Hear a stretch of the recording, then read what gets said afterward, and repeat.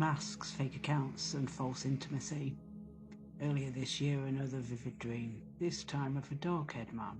I noticed someone seeking help online. I did what I always do. I wrote poetry. I offered encouragement. Just words only, nothing more. Within 48 hours, I was messaged from a fake account. He claimed to be 20 years old. I shut that down immediately. I don't entertain imbalance. I suggested something simple. Pen friendship, conversation, nothing inappropriate. And obviously with being 20 years of age, I said it's not something I would entertain. But he persisted to what I would call gaslight, love bomb. What followed was a pattern I know too well over the years.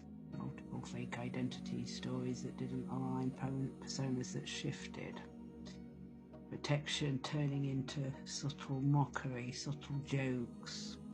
Presence turning into withdrawal and then reappearance and then contradiction.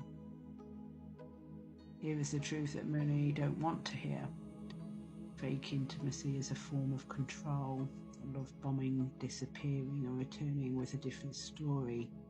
These are not accidents.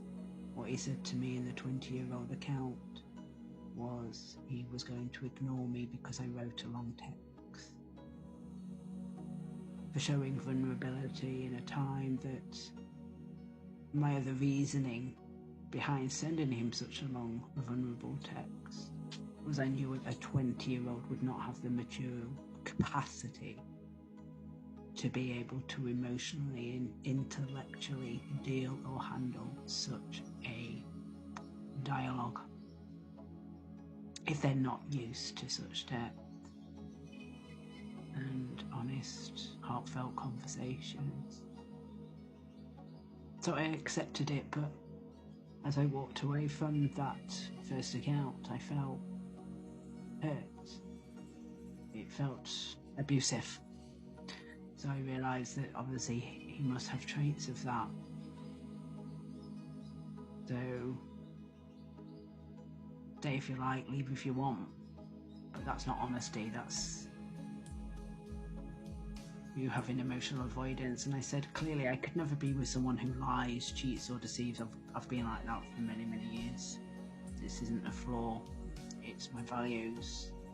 When he retreated, he closed accounts. He came in as a bald man and then spoke to me for a couple of months. So I opened my heart so that he could see and feel as much as you can show somebody on text who you are, because it's not until you've met somebody do you really know who someone is deep inside.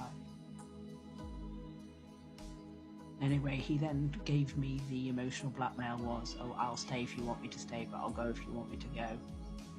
So I asked him some very straight questions. Are you wanting a relationship? And his answer was no. Well, ships, friendships, relationships, all forms of ships, relationships. But I knew that from an intimacy perspective, he wanted the feeling, but he didn't like me, or what he thought in his head, or whoever he was talking to, or whether his mind was talking to himself, not his heart. I was telling him something different, so he left, he shut the door, closed the account. But then re-emerged in many more. He came in as a paranormal account, started talking to me, but then telling me in the live stream that he's against psychics and all this parapsychology. And it's so funny that I picked up something on him, which I already picked up from the dream and from looking at his main account, with his persona, with his mask, with his art. However, if you ever find yourself in this situation, anyone, remember this, someone who cannot stand in one identity cannot stand in the truth. And that's why I chose many, many years ago not to be in fake accounts, not to go and hide myself. I may pause, I may take some time out to heal the hurts and, heal this weary heart of mine that's a soldier of love, but someone who hides is already telling you who they are.